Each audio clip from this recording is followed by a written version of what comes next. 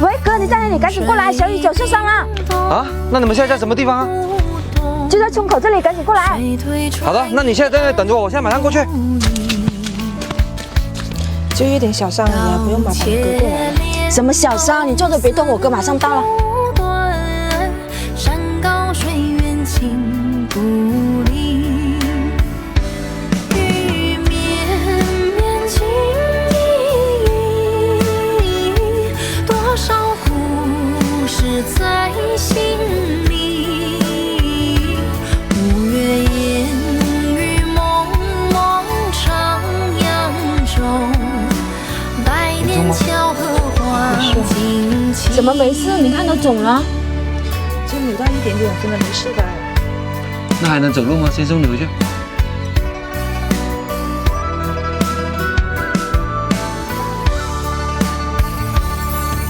善恶皆会得报应，我负自然。哎，小姐，怎么了？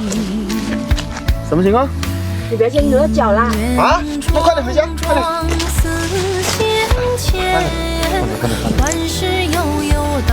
小雨，你休息一下，我们俩看着，我先去买点东西。要不然你们俩去我家吃饭？上次在家就受伤了，做不了饭了。就让我哥去拿走了，就交给我哥就行了。对，交给我就行了，你们看着点啊，我先出去了。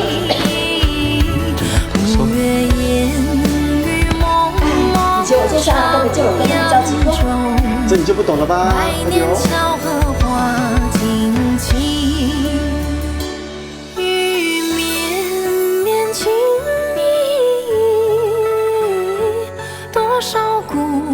是在心里，五月烟雨蒙蒙徜徉中，百年巧合花尽情，百年巧合花尽情。哥，你回来了。啊。来，帮你喷点药。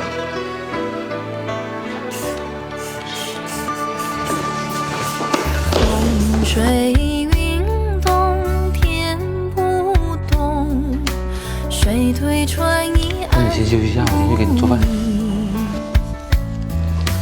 刀切莲藕丝不断，山高水远情不离。雨绵绵情意，多少故事在心里。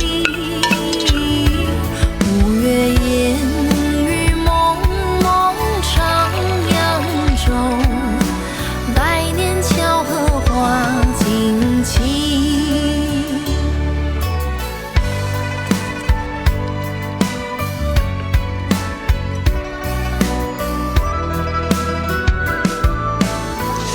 来，赶紧把这个汤给喝。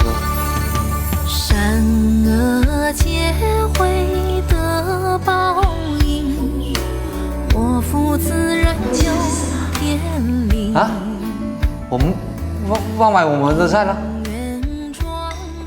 唉，把妹都忘了。